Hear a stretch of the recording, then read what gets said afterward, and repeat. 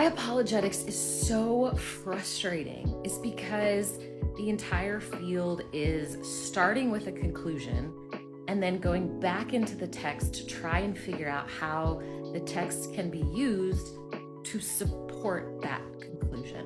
I used to be a young earth creationist. After a process of re-examining the biblical and scientific data, I became a evolutionary creationist. And now I have videos where I defend evolution online, essentially making me a evolutionary apologist. Now, does me being a evolutionary apologist mean that I started with the conclusion that evolution is true and then combed through the evidence to try to find that conclusion? Or is it because I find the evidence good enough such that I can defend this proposition, at least currently, against those who deny it?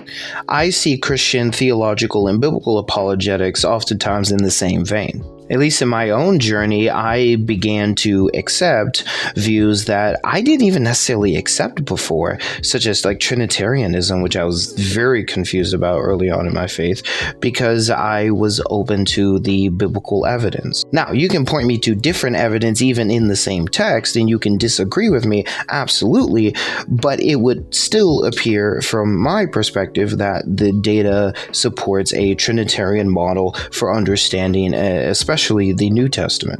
So I assume Trinitarianism to be true because I think it's the best model that makes sense of all of the data, similar to evolution.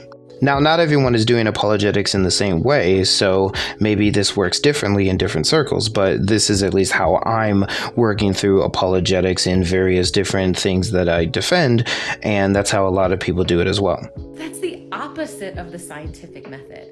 If you are trying to determine if something is correct or not, starting with the answer and combing through the evidence to find that answer is inherently biased. Using the term scientific method here doesn't really fit because we're not doing science. A better term would be hermeneutical or biblical interpretive method.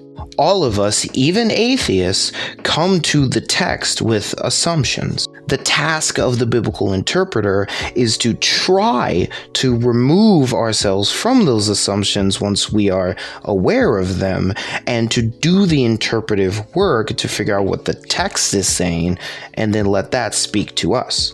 Easier said than done, but that's the hermeneutical task. So yeah, to assume a belief and then dig for it in the text is the improper way of doing it. For a lot of apologists and a lot of interpreters, and for someone like me who likes to bring interpretive and apologetic value together, that's not the case. I understand why apologetics can be seen in a very negative light, and certainly not all apologetics is good apologetics. Any field that a human engages in is going to have its flaws, and it's flawed people.